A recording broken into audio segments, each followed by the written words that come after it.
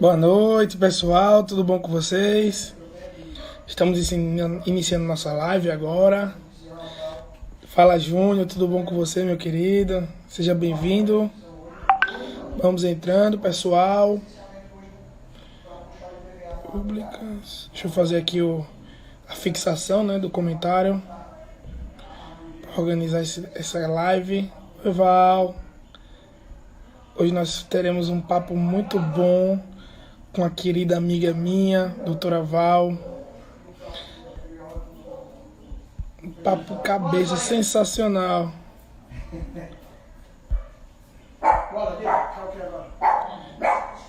Deixa eu só terminar de digitar aqui. Peraí. Fala, Júnior. Diga. Deixa eu só terminar aqui. Oh, tô suadinho aqui. Direitos humanos, políticas públicas e inclusão social. Galera que vai chegando, sejam todos bem-vindos. Só um momento. Manu!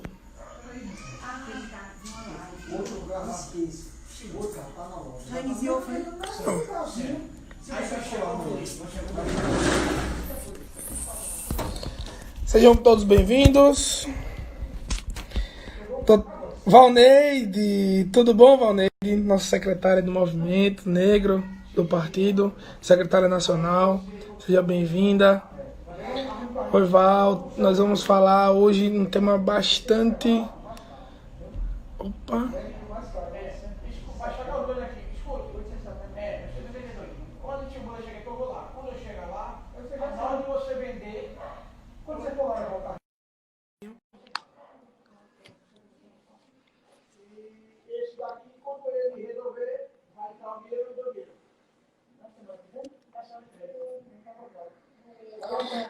Então tá, vamos lá, pessoal, nós vamos iniciar nossa live agora. Só estou aguardando minha querida Valdilene, que acabou de entrar. Seja muito bem-vinda, Val. Nós hoje teremos um papo muito interessante, falando sobre direitos humanos, políticas públicas e inclusão social. Um papo cabeça aqui hoje, muito importante, uma temática muito boa, muito forte, né? Um assunto muito interessante que a gente vai tratar hoje aqui. Vamos falar um pouco sobre temática voltada para as mulheres, né? Que é o forte na nossa querida convidada.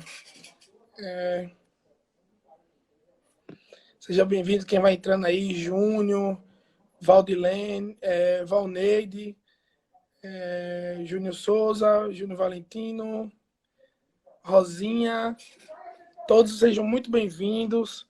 Muito obrigado pela participação de vocês, Manu, Araújo, Manuela, DV também. Vamos entrando todo mundo. Muito feliz com tudo que tem acontecendo, né? Todo mundo aí conectado. Deixa a Val solicitar aqui. Pronto, tô chamando doutora Clara. Adicionar. Fiz a solicitação de Aí, bora lá. ela aí. Tamo junto aí. Tudo bom, doutora? Tudo bem, boa noite, gente. Boa noite. Manuele? Só um momento rapidinho. Pedi a Manuele uma ajuda aqui. Manu? Cadê a assessoria? A assessoria tá me abandonando. Oi, Clara, o povo enjoado desse povo que tá aqui, Ave Maria, insuportável. Que é chata que você tá aí? Biel, tudo bom? Ariel, tudo bom com vocês? Clara, sejam todos bem-vindos, sim. Abre aí, meu filho. Todo mundo, sejam todos bem-vindos. Então, pessoal, doutora Val, seja muito bem-vinda. Deixa eu ajeitar aqui o celular para deixar aqui certinho. Pronto, agora foi. Enxugar aqui, porque, né?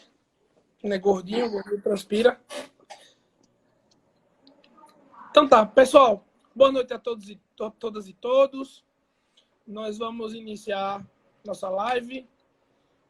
Nós vamos falar hoje sobre direitos humanos, políticas públicas e inclusão social. Hoje eu tenho um enorme prazer de estar conversando com essa querida advogada, doutora Valdilene, uma pessoa formidável, uma pessoa que adjetivos nos faltam para falar sobre ela, né? E antes de mais nada, doutora, eu gostaria de agradecer, né, esse momento nosso aqui, que eu sei que a gente vai poder trazer muita coisa boa hoje para o pessoal que nos assiste. Com certeza. Eu vou acompanhando aqui a nossa live, tem mais pessoas entrando, Lívios Uzarte, Jéssica Uzarte, minha família, Biraci também entrando aqui, todo mundo entrando, deixa eu acenar para o pessoal, senão o pessoal depois reclama que não acenou, né? Então, doutora Val, gostaria primeiramente que a senhora se apresentasse para os meus seguidores, né? Alguns seus também, que eu estou vendo aqui, que muitas pessoas que estão vindo também do seu Instagram, e que falasse um pouco sobre a sua luta na área de direitos humanos e por que, né? Na verdade, eu queria que você respondesse para a gente por que lutar por direitos humanos. Bem, boa noite. Eu quero primeiro agradecer o convite, né? Uma honra para mim estar aqui conversando com tanta gente legal e sobre um tema que deve ser pauta, eu acho que da hora que a gente acorda, da hora que a gente dorme, porque, como você perguntou aí, para mim é uma coisa tão básica e tão lógica, humanos lutando pelos direitos humanos, né? Tão básica e tão lógica, é uma questão eu vejo a questão até de necessidade de sobrevivência. E para quem não me conhece, eu sou Valdilene Oliveira Martins, eu sou advogada civil e criminalista, eu atuo exclusivamente na assistência jurídica de mulheres em situação de violência doméstica e familiar. E eu também sou presidente da Comissão de Direitos Humanos do Instituto Ressurgir, que é um instituto recém-lançado e que está aí na linha de frente para ajudar a gente nessa luta de efetivação, né, da igualdade, dos direitos humanos, da justiça social, esse tipo de coisa aí, que eu acho que a gente tem que viver para lutar por essas pautas, né? Sim, é importante mesmo. Direitos humanos hoje, como a senhora mesmo falou, falar de direitos humanos é defender os direitos dos humanos, né? É praticamente redundante. Então, doutora, continuando aqui, eu sei da sua história, eu conheço muito da sua história, um pouco que acompanho já, para mim, já tem sido algo que, assim, nos traz cada dia mais força para poder continuar nessa luta, mas eu sei que a senhora é uma ativista dos direitos da mulher, né? Então, eu conheço a Valdilene como um estandarte dos direitos da mulher, que está na linha de frente, nas trincheiras, né? E eu queria saber o que leva você a estar nessa linha de frente em defesa dos direitos das mulheres.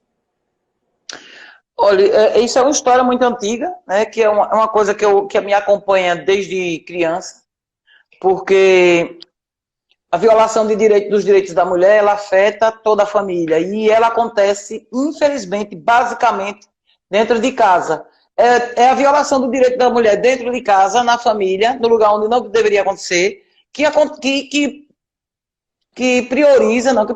dá suporte, né? Que dá suporte a todas as outras mazelas que acontecem com a mulher, todas as outras violências de gênero. Porque através da educação que nós damos às nossas crianças ainda, melhorou muito, muita coisa já mudou, mas a gente ainda educa as crianças com 2 pesos e 2 medidas e com uma dupla moral. A gente ainda deixa bem claro que a mulher é inferior, a gente ainda deixa bem claro que o homem pode tudo, a vida da mulher tem não demais. Então, assim, são as coisas que estruturam isso. Eu sempre fui avessa a isso, e eu me criei vendo em casa essa diferença, né, essa desigualdade, em uma família que se chama de tradicional brasileira, onde é baseada na hierarquia, né, e no exercício de poder, né, muito diferente do que deveria ser, baseado no respeito, no amor, no afeto, né, na empatia, o lar deveria ser um lugar de afeto e respeito, sobretudo, né, uma família horizontal, onde todas as pessoas fossem importantes da mesma forma. E aí eu não estou querendo tirar a autoridade e a questão da paternidade nem da maternidade, mas apenas essa questão desse exercício de poder, que eu acho que isso aqui é o terrível. né, que a gente cria mesmo, ensina isso às nossas crianças, a gente cria o menino sempre de uma forma bem mais proativa, para que ele aprenda, para que ele cresça, para que ele seja desafiador, para que ele busque autonomia, para que ele seja, né, sempre o super-herói. E já as meninas, a gente não faz isso, a gente sempre alimenta as meninas intelectualmente, fisicamente, tudo de forma diferente. A gente nunca acredita que uma menina pode chegar onde a gente pressupõe que um menino chegue. E aí as lutas continuam. Então eu cresci vendo isso, achando injusto. Eu não tinha um respaldo legal básico, ou eu não tinha uma base legal, né? Eu não tinha um conhecimento técnico, mas eu achava que aquilo não era certo. Eu não queria nunca formar uma família daquele jeito. Eu sempre dizia, se casamento for isso, eu não vou casar. Nunca pensei em me casar, nunca pensei em ter filho, e assim eu fui crescendo. E à medida que eu ia crescendo, eu ia vendo colegas que tinham namorados que tinham esse exercício de poder. Eu tinha colegas que estudaram comigo no ensino médio, no ensino fundamental maior, que tinham namorados mais velhos, bem mais velhos, que já tiravam elas já do nosso ciclo de amizade, elas já não conviviam muito com a gente. E eu sempre achei isso muito ruim. E quando eu comecei a trabalhar, eu via isso também no trabalho, colegas que viviam casamentos, né, falidos, péssimos, que continuavam no relacionamento por uma questão familiar, religiosa, cultural, essas coisas. E eu sempre bati de frente, eu sempre dava conselho, eu sempre falava, sempre, assim, né, orientava, via o que eu podia fazer. E aí, depois que eu fui crescendo, que fui me especializando profissionalmente, foi que eu fui vendo uma forma de combater isso mais contundente, mais efetiva, que foi através do direito, né? Mas eu sempre combati, sempre. Eu sempre fui extremamente... Quem me conhece desde pequena, eu sempre fui tipo justiceira. Né? Eu sempre chegava, sempre falava, sempre conversava, dava ideia. Eu sempre era a amiga que muitos homens não gostavam que as esposas e namoradas tivessem. Né? Porque eu sempre influenciava de uma forma que a mulher buscasse autonomia, tivesse interesse em crescer e tudo. E isso pra gente... para homem abusivo e controlador, não é coisa boa. Então, aí eu comecei mesmo, e assim, me aprofundei, e eu faço um trabalho mesmo, porque eu trabalho no que eu acredito. Eu não acredito em trabalho de faz de conta, eu não acredito em ativismo de sofá, entendeu? Para ter cargo, para ter nome, para ter título. E quem não conhece a linha de frente, que não sabe como senta num gabinete com ar-condicionado, e fica dizendo é isso, isso deve ser feito, mas não bota a mão na massa. Então eu não concordo com esse tipo de ação, apesar de que tem gente que gosta e gosta de se destacar por isso, mas eu não acredito nesse tipo de atitude, nesse tipo de trabalho, e eu luto mesmo porque o que... assim, eu acredito que a gente está aqui para mudar o mundo. A gente está aqui, a nossa passagem, uns mudam de uma forma mais relevante, mais contundente, mas outros mudam de uma forma mais simples, mas que sempre deixa a sua semente. E é isso que está aqui, que eu estou aqui para isso. Uma vez, só para você ter noção do que eu pretendo. E tem gente que tem uns pensamentos tão limitados, meu Deus, pensa que a gente pretende tanta coisa lixo. Eu estava conversando um dia, eu estava num evento, e um professor palestrou antes de mim. E ele falou assim, que o mundo é muito difícil, que os desafios são difíceis e que quando ele entrou na faculdade, ele pensava em mudar o mundo. Com o passar do tempo, ele pensou em mudar o país. Depois, com o passar do tempo, ele pensou em mudar o estado dele. Depois, com o passar do tempo, ele pensou em mudar a vida dele. E quando ele terminou a faculdade, ele não estava pensando em mais nada disso. Ele dizendo, né? Ele disse isso, que assim, com as coisas que ele foi vendo, isso foi acontecendo. E aí, na minha fala, eu cheguei e disse, olha, professor, já comigo aconteceu o contrário. Quando eu entrei na faculdade, eu pensei em mudar a minha vida. Quando eu estava mais na frente, eu já estava querendo mudar o Estado. Mais na frente, eu estava querendo mudar o Brasil. E agora eu quero mudar o mundo. Entendeu? Comigo aconteceu completamente diferente. Hoje, eu só quero mudar o mundo. Mais nada. Isso, básico. Pegando esse gancho, Val, o que é que tem no mundo assim, trazendo assim para esse ponto, o que você tem assim, isso a gente tem que mudar agora, porque desse jeito não tem condição de continuar. A coisa mais básica que a gente tem que mudar é a educação que a gente dá às crianças, como eu falei, porque é ela que começa com tudo errado, né? É a educação que a menina recebe, que adestra ela a ponto de ela não se insurgir, dela não participar das esferas de poder, dela não estar na frente das... não ter os grêmios, as coisas escolares, dela não estar na política partidária, dela não estar em qualquer tipo de política. Porque, assim, a mulher, de regra, ela acorda e dorme fazendo política. Só que o povo pensa que política é só partidária. Porque aí é quando eu digo, política não é só partidária. Quando você está, né? A gente faz política. Aí eu digo, para você saber o que é política, muito simples, quem está assistindo a gente, quem vai assistir ainda, que eu adoro essas lives, eu já vou, daqui a pouco eu estou fazendo 150, fez 150 já. E o pessoal comentando, aqui, dá uma intervençãozinha para falar, eu peço que o pessoal... Mas o que eu gosto mais dessas, tá certo, o que eu gosto mais dessas lives é que elas viram arquivo, viram documento depois, sabe? Elas às vezes são muito mais assistidas depois. E aí, as meninas são educadas para isso, e aí eu digo que a gente pensa que política é coisa de homem, mas se você perceber o que é a política, que é uma coisa muito mais ampla, a política é macro, não se resume à política partidária, apesar de que eu acho que a política partidária é a forma mais legítima de mudar a sociedade, mas eu sempre digo, tire a mulher das igrejas, das associações, dos sindicatos, dos conselhos de classe, dos conselhos de direito, da agricultura familiar, tire as mulheres desses movimentos da reforma agrária, tire as mulheres dos movimentos agrícolas rurais, tire as mulheres desse movimento. E vocês me digam o que é que fica em termos de estruturação e organização. Só para você ter noção da importância da mulher na política macro. Naquela política mais, como é que eu posso dizer? Mais ampla. Né?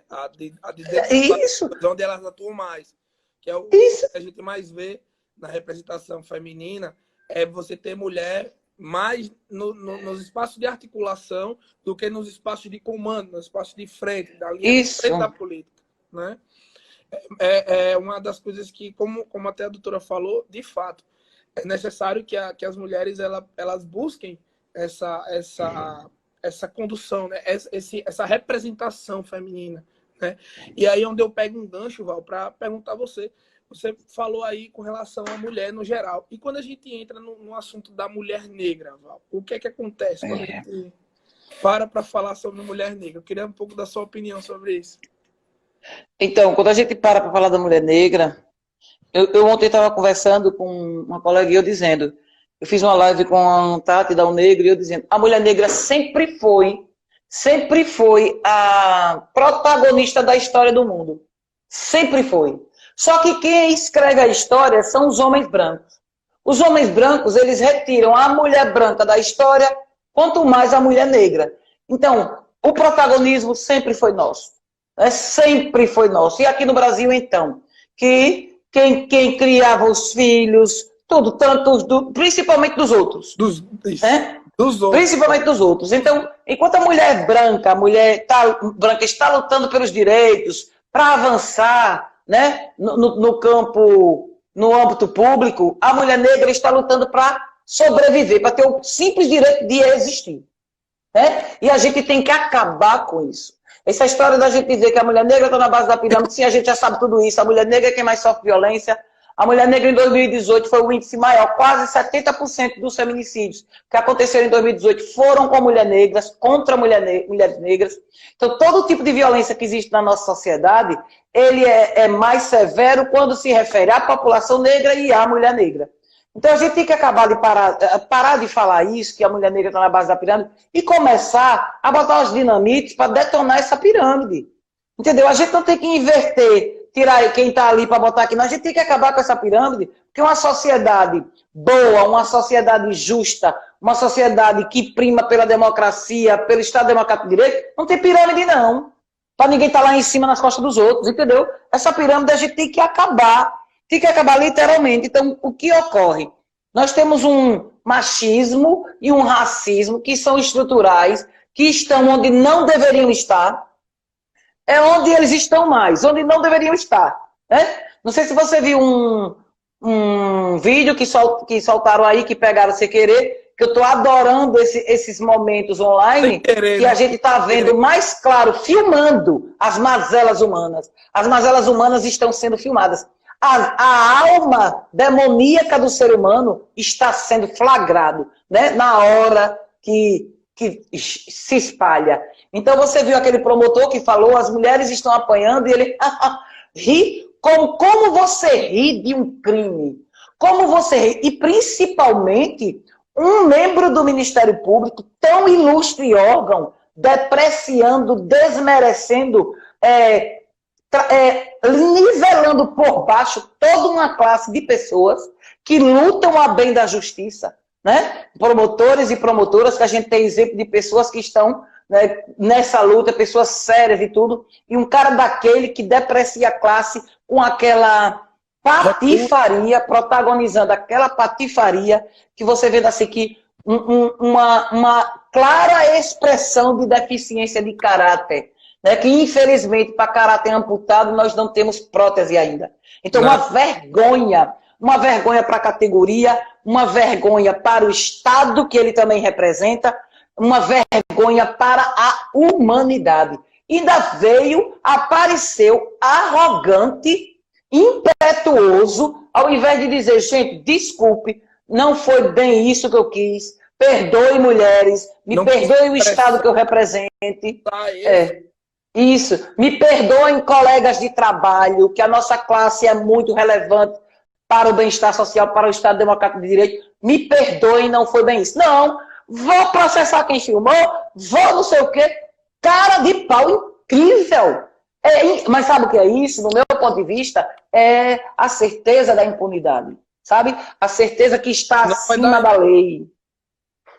Então, assim, é uma vergonha, literalmente. Então, a mulher negra, a gente tem que também começar a trazer, eu até comecei a fazer, eu fiz algumas lives já, com mulheres negras bem-sucedidas, com mulheres negras que saíram de situações, que conseguiram sobreviver a situações drásticas, a situações, né, bem beligerantes, porque a gente tem que fazer com que essas mulheres entendam que elas podem, que elas têm que acreditar em si. A população negra é muito desmerecida, não tem oportunidade. Eu vi uma fala, não sei nem de quem foi, mas assim, que adianta você ter talento se não tem espaço para você atuar?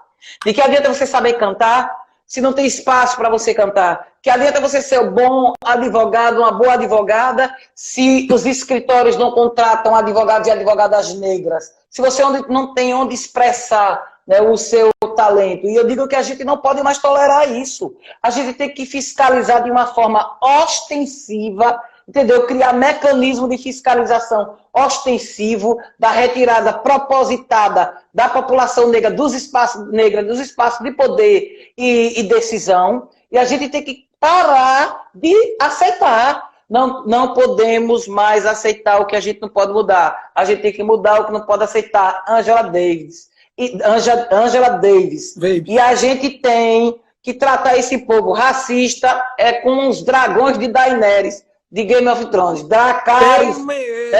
É isso aí. Dracarys em cima deles. É fogo. Fogo. E racista é sempre pareado com machista. Não tem como separar. São irmãos siameses. Então, bem enraizado um no outro, né? Eles são irmãos siameses. Pegando o gancho que você falou sobre essas questões dos órgãos, né, e também das legislações que existem, aí eu vou pegar um gancho para dizer o seguinte: a gente tem várias proliferações, né, de iniciativas nacionais, internacionais, de desenvolvimento e inclusão social das mulheres. A gente sabe que isso aí está até cheio. Eu queria saber assim, não há melhorias, né? A gente sabe que não há melhorias substanciais do que está acontecendo, porque ainda a gente vê um freio, tem alguma coisa que ainda segura. Você poderia assim identificar o que seria isso, o que segura o fato de, por exemplo, existe a conscientização, mulheres, venham para a política, mulheres, vocês precisam lutar contra a violência, mulheres, vocês têm esse órgão, tem esse e aquilo, mas por que ainda existe esse entrave? Será que de fato, a educação? O quê, Duval? O que você acha que a gente pode colocar como o peso que dá às mulheres de assim, vou respirar, vou lutar e vou para cima? Porque assim, eu vejo, Duval, que você está sendo uma pessoa, um ponto fora da curva desde muito nova, como você colocou. Então, queria saber assim, o que você acha que segura essas mulheres hoje? O que a gente pode fazer para ajudar?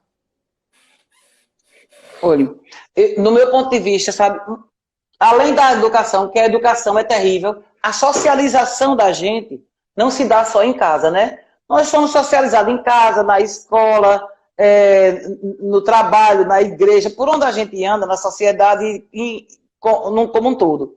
À medida que a gente vai crescendo, vai se socializando, e aqueles hábitos a gente vai captando, vai absorvendo, e muitos deles a gente capta e absorve sem questionar. A gente precisa mudar essa educação, porque a gente precisa ensinar nossas crianças a questionar as coisas. Claro que não questionar por questionar, mas eles têm que, além de saber ler, interpretar e perguntar por quê e procurar saber e aprender, né, a ter um respaldo para questionar. Então, a educação familiar, no meu ponto de vista, e na escola também, tem que ser revista. Mas, sobretudo, uma coisa que segura muito as mulheres fora do âmbito público e da esfera de poder, apesar das mulheres serem as que mais passam nos concursos, as mulheres são as que mais passam nos concursos, apesar da sobrecarga do âmbito doméstico, elas são as que mais estão nos lugares onde tem concurso. Lugares que tem muito concurso, porque, por exemplo, lugar que tem concurso, que não tem cota, as mulheres estão em número maior. Por exemplo, se a polícia militar de qualquer estado deixar de ter cota e liberar a vaga para todo mundo, pode ter certeza que em 4, 5 concursos, lota a polícia de mulher. Porque elas passam muito mais no concurso. Mas o que é que acontece? Apesar das mulheres passarem mais em concurso, das mulheres estudarem mais e serem mais capacitadas, gente, quando eu falo isso, eu estou falando no geral. Isso mesmo, Mendonça, não pode aceitar passivamente, como eu disse aqui. A gente não está mais para aceitar o que não pode mudar, a gente está para mudar o que não pode aceitar. Como disse a Angela Davis. Isso aí também é a naturalidade, né? Que é o que prejudica. É, isso. A gente vê aqui, mas é assim mesmo, sempre foi assim, a síndrome da Gabriela. Mas como eu ia dizendo, uma das coisas que no meu ponto de vista é um fator que, na minha mente, eu digo assim, 50% do impedimento de uma mulher chegar numa esfera de poder é o apoio familiar. E aí, quando eu falo apoio familiar, eu vou para a conjugalidade e para a parentalidade. Não só do marido, do parceiro e tudo, mas da família como um todo. Uhum. Da família como um todo. Né? Como eu estava dizendo, as mulheres elas passam mais no concurso, mas quando você vê a escolha para ocupar cargos de chefia e direção, são sempre homens. Apesar deles estarem em minoria, por exemplo. Né? Apesar de que eles já estão em minoria no mundo, nós já somos maioria e eleitorado também e tudo, mas nós somos subrepresentadas. O Brasil se filia a países do Oriente quando se fala de representação política. É um absurdo. O Brasil é o 5º lugar, ocupa o 5º lugar no mundo dos países que mais matam mulheres pelo simples fato de ser mulher. De 83 países, nós estamos em 5º lugar. Seria bom que isso fosse na educação e na saúde? Né? Seria ótimo. Então, 50% do fator, na minha opinião, que retira as mulheres do âmbito público, inclusive da política partidária, é a falta de apoio e de suporte. Você observe, quando um homem se propõe a se candidatar à política partidária, ele sai de casa, ele não se preocupa com comida, ele não se preocupa com filho, ele não se preocupa com familiar, ele não tem hora de chegar. Ainda tem o suporte da mulher. Ainda tem o suporte da mulher, que se ele não tiver condições de contratar a equipe, ela faz a equipe, a equipe. Né? E se tiver equipe, ela ainda fica na coordenação, ainda fica dando todo o suporte que ele necessitar. Com uma mulher se candidata para você ver qual homem faz isso. Qual? É um ponto isolado. Pelo contrário, vem o controle. Onde você estava, com quem você estava, isso na hora de chegar.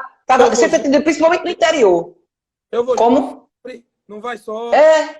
Aí quando a mulher vai falar, fala primeiro ao homem que está do lado, não é ela que fala. Já presenciei muito isso, muito mesmo.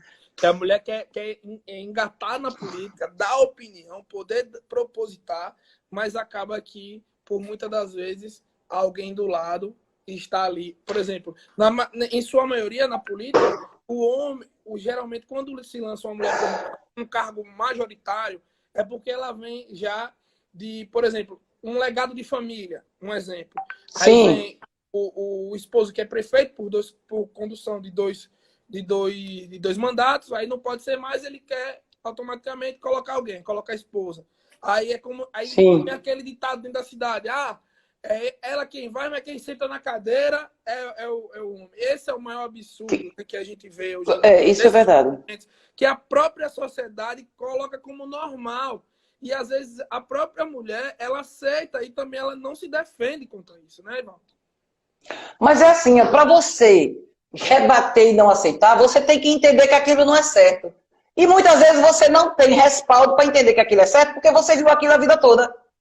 E você não tem como abrir o olho. É por isso que eu digo, sabe, que a gente precisa encher as esferas de poder de mulher, porque quanto mais mulher vê mulher do lado dela, mais ideias elas vão ter, mais percepção elas vão ter do mundo. Porque quando você vive no lugar que é cheio de homens, a sua percepção do mundo sempre será predominantemente masculina, mesmo que você sofra com ela. Então, quando você está no lugar que quem ocupa as esferas de poder são homens. Você veja, são os gerentes que são homens, são os diretores que são homens, são os presidentes que são homens, são, né, as pessoas que estão nas esferas de poder são homens e de regra brancos. São homens e brancos, parece que escolhe a dedo assim mesmo. Aí você faz, por quê? Cadê a população negra? A população negra está onde? Porque as pessoas de regra que vêm de uma classe social mais abastada têm tempo de estudar, estudam em colégios melhores, tem mais acesso à informática, tem mais acesso à internet, às redes sociais, tem mais acesso a tudo, se cansa menos, tem a mente mais tranquila. Então, a possibilidade dessa pessoa para passar num concurso, para estudar uma faculdade, para tirar em menos tempo, é muito maior. Então, não venham para cá me falar em meritocracia enquanto os acessos não forem igualados. Igualados.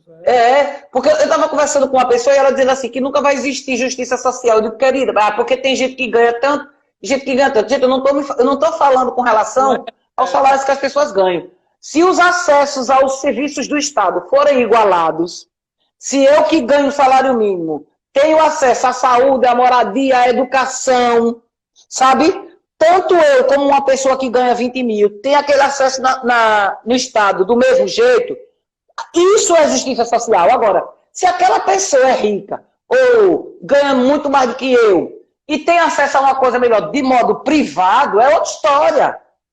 É outra história. Agora, o acesso ao Estado teria que ser para todos e para todas e de qualidade. Por que a escola pública foi sucateada? A escola pública foi sucateada a partir do momento que os ricos, que as pessoas de classe média e classe média alta saíram da escola pública. Quando essas pessoas, os filhos dessas pessoas saíram da escola pública, a escola pública foi largada de mão. Porque quem sabe aqui, ó, eu tenho 55 anos, quando eu estudei no Ateneu, o Ateneu Sergipense ainda era o melhor colégio aqui do estado. E muita gente aqui de renome estudou no Ateneu Sergipense, era colégio. Se fazia chacota, ainda na minha época, na década de 80, quando eu estava no ensino médio, ainda se fazia chacota de quem estava estudando em colégio particular. Que diziam assim, pagou, passou. Né? Aí dizia, vá para lá, que pagou, passou. Você está fazendo faculdade numa faculdade particular? Vá, que valor vai ter essa faculdade? Então era desse jeito. Aí quando os filhos de quem tem dinheiro e das pessoas de classe média alta foram direcionados para o ensino particular, sucatearam o ensino público. Sucatearam o ensino público. De verdade. Entendeu? Então é isso. É o boicote mesmo para você não alcançar. É verdade. Val, uma das coisas que eu digo assim, um dia desse eu estava lendo sobre Nelson Mandela, né? E Nelson Mandela, ele fala uma coisa sobre a educação, que ele coloca que a educação é a maior arma, é a principal arma que a gente pode utilizar para mudar o mundo. Isso. Então, se a gente não tem como colocar a educação para todos de forma igualitária, de forma equitativa, não vai ter condições da gente, por exemplo, dizer hoje que o Brasil não precisa de cotas, né? Pois é. Porque, assim, o estudo sobre o racismo estrutural é algo que as pessoas não entendem ainda. Muitas pessoas ainda não entendem ou não querem entender. Mas basta ver o que a doutora já citou aqui na live, os índices, as coisas que, por exemplo, do que tem de pior, está lá a população negra. Do que tem de melhor, a população negra não encontra. Então, é o pior no melhor e é o melhor no pior. assim, é uma coisa absurda. E justiça social pode haver, sim, como a doutora falou. Mas, assim, Val, como é que a gente pode lidar com essas realidades políticas, assim, do nosso tempo? Essas realidades políticas, essas questões sociais em si, né? A inclusão social, de fato. Existe aqui, ou, assim, principalmente na questão da mulher, trazendo um pouco para o seu domínio, né? Que é a mulher. Existe algum programa, algum no caso é um programa, algum projeto que se pode ser feito, ou algum que já tem, porque uma das grandes coisas que acontecem no nosso país, a cultura do nosso país, é que quando mudam a gestão, eles destroem o que é bom, Ia falar isso. que é um absurdo, destruir o que é bom, em detrimento de não fazer política para a pessoa que criou, né? Isso é um absurdo, né? A gente acaba que perde de investimento público, dinheiro público, com algo que está funcionando, que as pessoas estão trabalhando, que já estão adaptadas. Então, existe algum programa, Val, de preferência, assim, com relação à mulher, que a gente pode, ou outro programa que você vê que, assim, para a população é importante, que a gente pode manter, permanecer, de alguma forma, ou algum projeto que possa ser implantado, que a doutora conheça, que é necessário aplicar hoje, principalmente aqui em Aracaju? Olha, eu volto a dizer, né? A via principal para mudar a sociedade é a educação. As outras são vias periféricas, né? São auxiliares, mas a principal, né, é a educação. Mas a política pública mais importante, que mudaria tudo, na minha opinião, era interesse público. Interesse público. Se tivesse, de fato, o interesse público de buscar essa equidade, esse acesso para todos e para todas, tudo se fazia. Você falou aí essa questão do que acontece, principalmente nas eleições municipais. No meu ponto de vista, as eleições mais importantes são as municipais. Porque é nas cidades que a gente vive.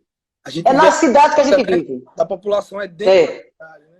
É dentro da cidade. É dentro da cidade que a gente está. A qualidade de vida que a gente tem que buscar melhor é dentro da cidade.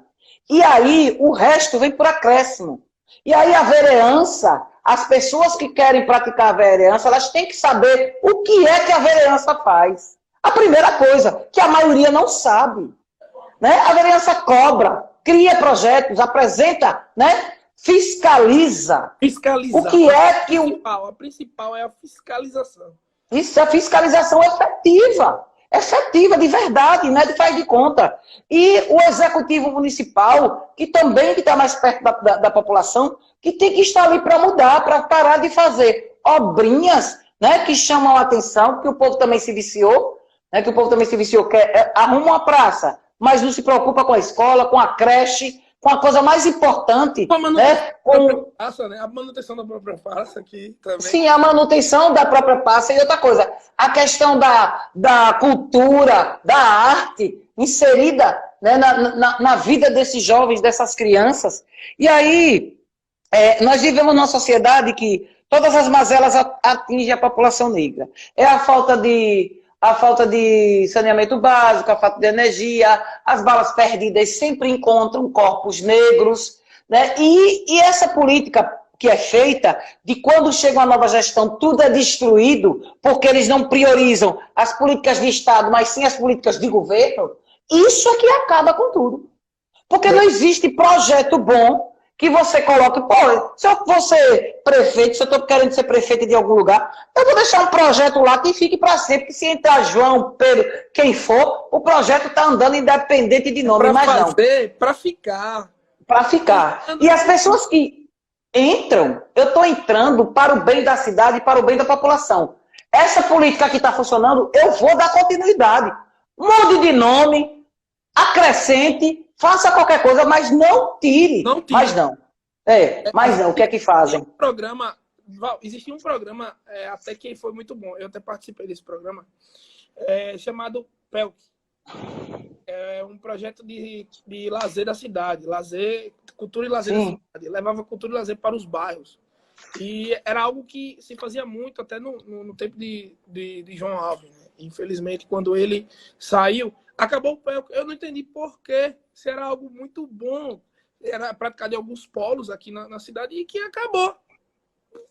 E você colocava jovens nas praças ocupadas, os espaços públicos ocupados, as pessoas poderiam levar seus filhos para as praças. E outra questão que foi importante também, que aconteceu agora lá no Orlando Dantas, que a comunidade ela se juntou e a Praça Orlando Dantas era conhecida como a Praça da Maconha. Você tem uma noção? Sim. Praça da Maconha. Essa Praça da Maconha hoje é a Praça do Povo, conhecida como Praça do Povo, porque a própria comunidade foi lá e resolveu o problema. Agora, tem coisas que a comunidade não consegue resolver porque realmente precisa do dia a dia. Só que ainda assim, a população indo lá, fazendo o que tinha que ser feito, e hoje a gente não vê manutenção, capinar, essas coisas são básicas. Muitas das vezes você, por exemplo, como muita gente está acostumada a péssimos governos, né, que vem vindo, aí quando a gente se depara com um que faça, por exemplo, pagar em dia o servidor, aí não, é muito bom, é excelente, é o melhor. E às vezes é o feijão com arroz que tem que toda gestão fazer. Pagar em dia é obrigação, né, Val? Pagar em dia é o basicão, né? Se você trabalha, você tem que receber. Esse é o ditado. E acaba que às vezes as pessoas não entendem a função de outros órgãos e acaba que bota, por exemplo, eu não estou recebendo, mas a culpa é do juiz, a culpa é de fulano, a culpa é de ciclano, por um problema que é de gestão, né? Não é um problema, como é que eu posso dizer? Não é um problema de outro órgão, sim naquele órgão. Acaba culpando, atirando para tudo que é lado, buscando um responsável pelo erro. Então, exato. A gente tem aqui, acho que ainda tem tempo ainda que está coberto aqui, eu botei uma luzinha, aí não estou nem vendo o tempo da live. Mas como? Você botou a luzinha, certo. É porque a luz que tu no ao vivo tem, dizendo. A gente ainda tem um tempo bom. Então, Val, vamos lá. Eu separei algumas perguntas aqui e eu acho que eu já estou quase exaurindo de tanto do papo bom que a gente está tendo, né? E as pessoas estão interagindo bastante. Tem aqui o gestor Rocha Ana Simone falou o seguinte: gestores eleitos têm que perceber que o mandato é do povo e tem que ser para o povo e dar continuidade a projetos que estejam beneficiando a população, mas não vem dessa forma. Um dos maiores problemas é que o povo também não vê dessa forma. Não. O povo não se vê como protagonista. O povo não entende e isso é muito difícil. Olha, a pior tipo de política que é feito, quando você vê, chega a dar uma dor no coração. Nos interiores, como a política é feita. Meu Deus, como está distante do que é política verdadeiramente.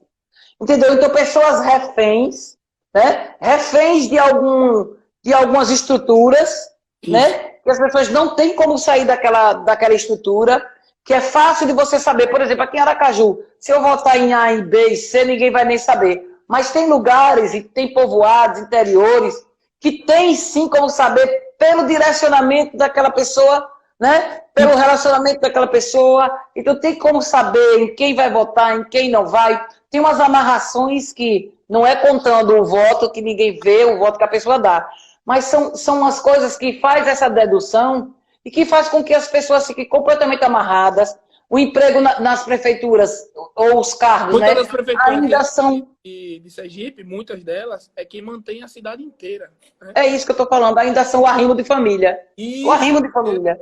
É o arrimo de família. Então, assim, as pessoas ficam muito dependentes disso. Não, os gestores que vêm, as gestoras que vêm, podem não concordar quando estão na oposição, mas quando vem para essa situação, fazem coisas iguais ou similares. Então, o ciclo continua. Então, é preciso quebrar esse ciclo para esclarecer esse pessoal. E não existe outro meio se não for através da educação. A gente tem que utilizar as escolas, sabe? Eu gosto muito assim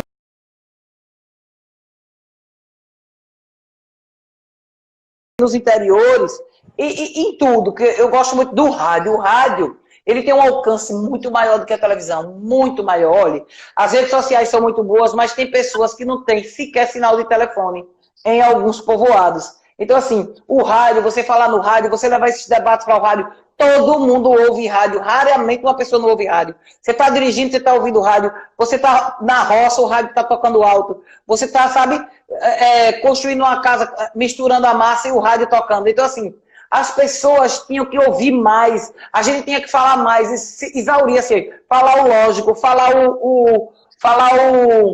como é que eu digo, meu Deus, o que a gente entende por mais básico, por mais óbvio que seja, a gente tem que falar. Essas pessoas precisam aprender a reagir, a não sabe, o candidato pagou, receba o dinheiro, porque aquele dinheiro é seu mesmo. E vote em quem você quiser, entendeu? Não vote num candidato porque ele arrumou um emprego para meu avô da década de 1900 e tanto. Ai, pelo amor de Deus. Sabe? Então, assim, é isso que pega mais. E isso não muda se não for pela educação. A educação é que vai mudar. Realmente, a educação é tudo hoje. Uma população mais crítica, ela pode trazer melhorias, progresso para uma comunidade, né? E quando você não dá à população a voz, né? Por mais que tenha, por exemplo, digamos, vai ter uma decisão que é muito importante para a cidade, algo que seja muito importante, sei lá, tarifa de ônibus, alguma coisa assim. E aí você não dá oportunidade para a população ser ouvida. Eu acho que a função social da Casa do Povo, né, que a casa é do povo, ela está deturpada.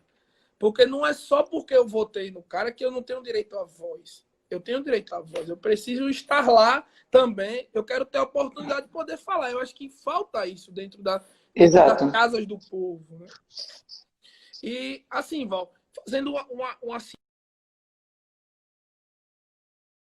você falou, eu anotei alguns pontos aqui que foram... Para mim deu uma travada aqui. Tá travando?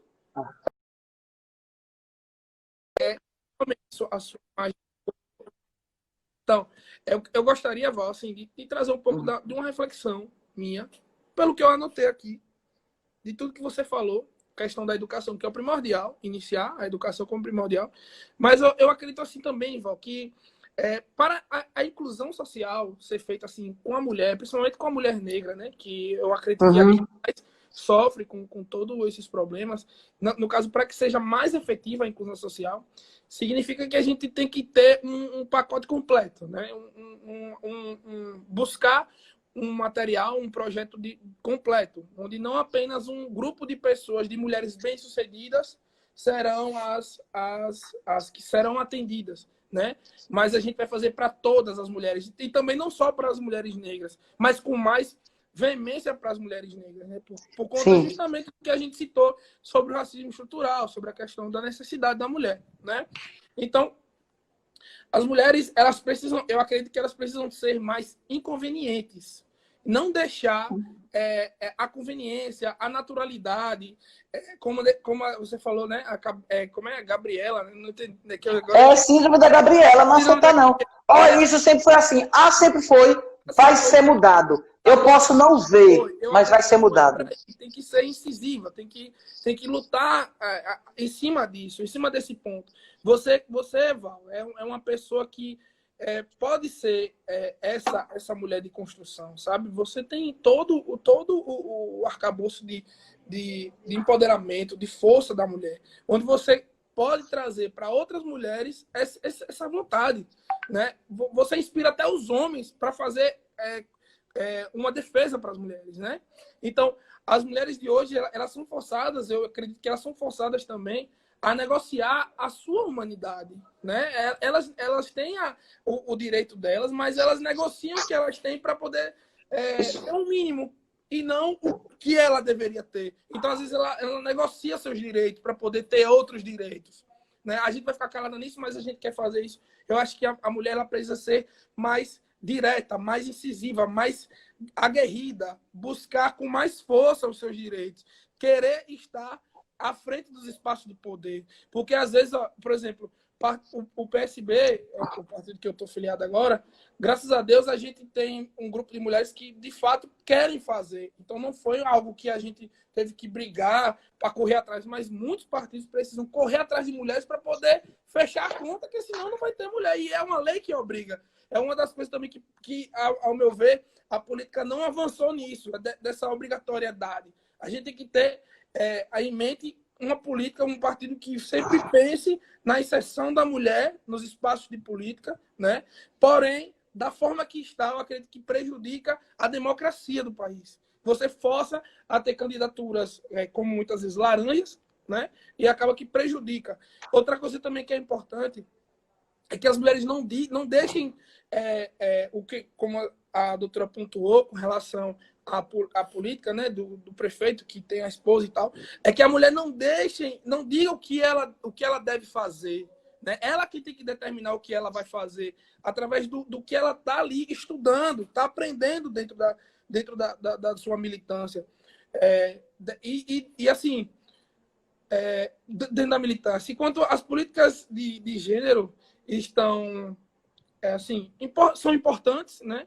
As políticas voltadas para o gênero feminino são muito importantes, e eu acredito que é isso o que falta. Era, assim, é uma opinião que eu precisava expressar por tudo que a gente debateu aqui hoje. E eu queria também ouvir da doutora, assim, um conselho, ou algo que possa nos trazer, as pessoas que estão nos assistindo agora, que não são poucas, né? Graças a Deus o pessoal está interagindo bastante aqui, né? E eu queria saber, assim, da doutora, o que é que a gente pode fazer, ou um conselho que possa ser dado para que, por exemplo, para quem está querendo fazer da nossa cidade algo melhor, algo que a gente possa levar para construir, para fazer de melhor mais para frente. Olha, tudo que você falou aí é verdade, principalmente com relação à mulher, mas o que é que acontece? Existem vários gatilhos que limitam a atuação da mulher. E escuta o que eu vou dizer a você. Quando a mulher é mais contundente na luta pelo espaço dela, ela é vista como grosseira, barraqueira, ignorante, principalmente a mulher negra. Tudo isso é feito para deslegitimar a nossa fala. Eu vivo isso. Pessoas que não chegam aos pés, não fazem 1/5 do que eu faço, sem modéstia nenhuma, eu digo que eu não preciso de ninguém para dizer do que eu sou capaz, do que eu faço. Então, o que acontece? Essas pessoas chegam e dizem: ai, como ela é grossa, ai, como ela é ignorante, ai, como ela é violenta, ah, que se endurecesse e perder a ternura. Aí sabe o que é que eu faço? Banana para todo mundo, se exploda todo mundo, ligo o foda-se bem grande, bem alto, para todo mundo. É a primeira coisa que as mulheres têm que fazer, se encorajar. Olha, antes de qualquer coisa, mulheres se encorajem, mandem todo mundo para o inferno, ligue o foda-se no maior volume e vão atrás do que vocês querem. Porque sempre vai ter alguém para lhe adjetificar. Né? Sempre vai ter alguém para lhe rotular. Pejorativamente, claro. Porque quando você vê um homem que luta pelos direitos dele, ele é ativista, mas quando a mulher é barraqueira. Quando você vê uma mulher que é decidida, é chamada de egoísta e de grossa. Mas um homem que é decidido é proativo. Entendeu? Então, assim, os adjetivos são diversos para mulheres e homens da mesma situação. Então, a gente tem que parar de se preocupar com rótulos. A primeira coisa do encorajamento que eu falo é isso. É a gente sentar e dizer: peraí, vão me chamar disso, daquilo. Se eu não fizer, vão me chamar. Se eu fizer, então eu vou, chamem e eu fazendo. Eu não estou nem aí. Todo lugar que eu passo sempre tem uma branca, claro. E aqui, quando eu falo branca, gente, eu não estou falando de todas as pessoas. A branquitude é um sistema, né? A branquitude é um sistema que tenta calar a gente, que tenta botar a gente como mucama. Só que eu não sou mucama de ninguém e as mulheres negras têm que entender isso. E os homens pretos também têm que entender que o tempo da escravidão acabou e que não tem grilhão nenhum para botar mais na gente. Então, principalmente as brancas que estão no poder, querem o quê? Ter a gente como mucama. Brilhe, mas só brilha até aqui. Passou daqui, eu corto. Mas comigo, se podar, eu broto. É isso que as mulheres têm que entender. Podou, a gente brota. Então as mulheres têm que ousar. Problema se dizem que a gente é grossa. Problema se diz que a gente é ignorante. Problema que diz que a gente é isso, que a gente é aquilo.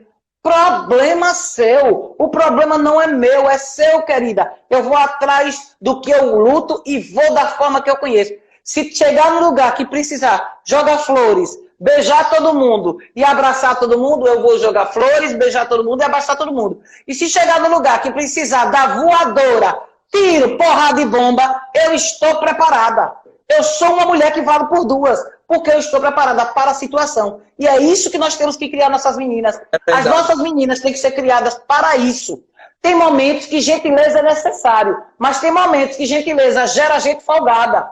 Você não pode estar jogando pedra para porco. Então, problema... Ai, o jeito de Valdilene. Problema se você não gosta do meu jeito. Você acha ruim. Você acha ruim, né? Ouvindo o que eu digo, imagine se você soubesse o que eu penso, neguinho. É isso que eu digo. Então, eu não quero nem saber. Eu não quero nem saber. No dia que nós tivermos mais mulheres, é o meu pensamento, fazendo isso, sabe?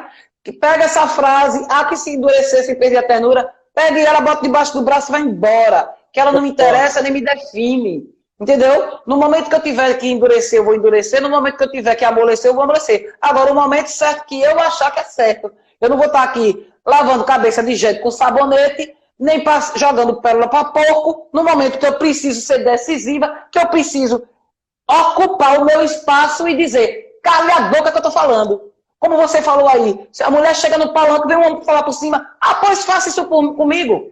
Faça isso comigo para você ver o constrangimento que você vai passar. Você pode ser o presidente de onde for, entendeu? Pode ser o diretor de onde for, pode ser o dono do que for. Não me chame para vir para o lugar, para cessear a minha fala, para cortar o que eu tenho que dizer, que passa constrangimento. Gente desse tipo a gente tem que expor. E eu faço isso bonitinho. Não gostou? Acabou. Se for para manter o status quo, não me chame. Não me chame, só me chame para a revolução. E é isso que eu estou aqui. Vamos mudar de voadora, né? Pois é. Precisou, a gente tem que ter sempre uma voadorazinha guardada na bolsa. Por via das dúvidas. Falou aqui, é pura verdade. Pois é. Mendonça Alma falou, underline Alma falou, adoro. Rocha Ana Simone. Isso mesmo, doutor, isso mesmo. Lívia repetiu aqui, precisamos de mais respeito. Então, é isso, gente. Olha, tem uma frase que eu queria dizer aqui, rapidinho. Estou falando mais do que você, que já está o tempo acabando.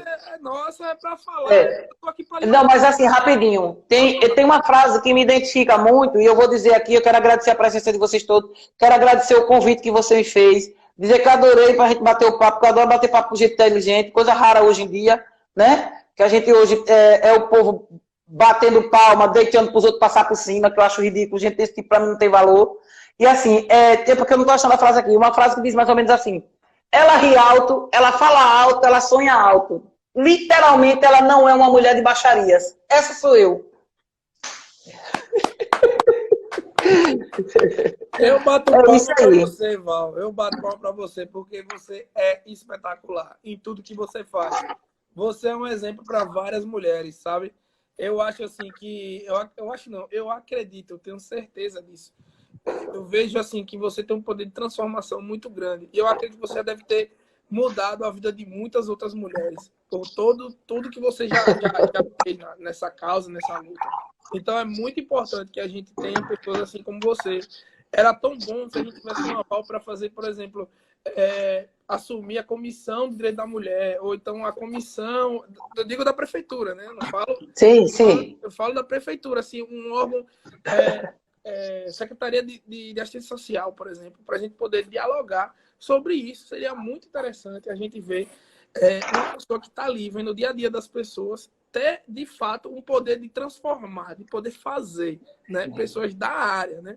Então... Olha, eu tenho um problema sério. Quando me chamam assim, eu não gosto de ocupar cargos, eu não gosto de títulos, porque eu tenho um problema sério. Não gosto de nada que me engesse. E quando eu já ocupei cargos...